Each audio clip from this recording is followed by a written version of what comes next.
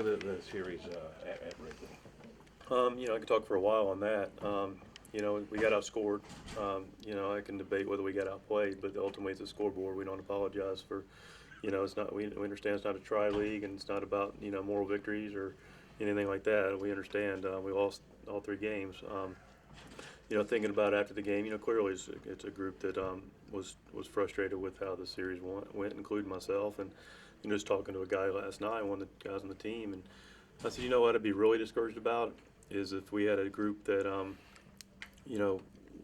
wasn't very talented. That would discourage me. If we had a group that didn't have winning habits, that would discourage me. If we had a group that didn't have a common goal, that'd be pretty discouraging.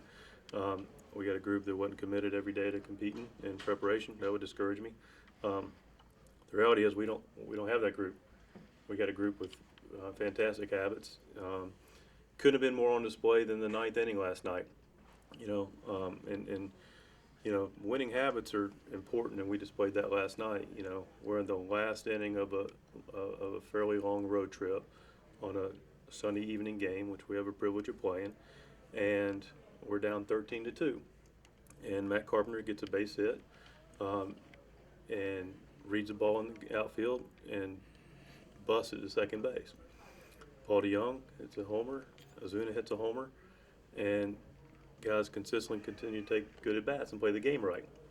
So, winning habits, talented team, guys really prepared, guys compete well, and guys have a common goal. Best record in baseball going into the series. Didn't work out for us. Again, we don't like it, but my frustration level is small compared to the fact because I'm much more confident in what we do have. When you mentioned Carpenter, he's obviously heating up a little bit. Do you see him taking different at-bats, or do you see the ball jumping off his bat in a different way? Yeah, I think we see Carp taking more consistent at-bats and being more Carp-like, so to speak. His work's been really positive, and his bat's been really consistent.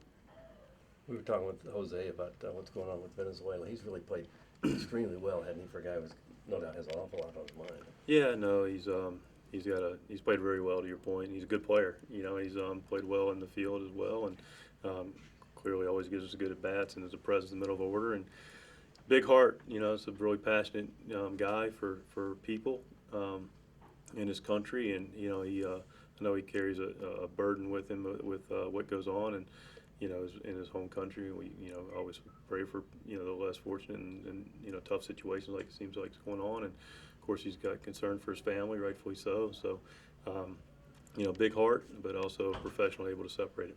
Miles goes tonight, and he's starting to really figure this out.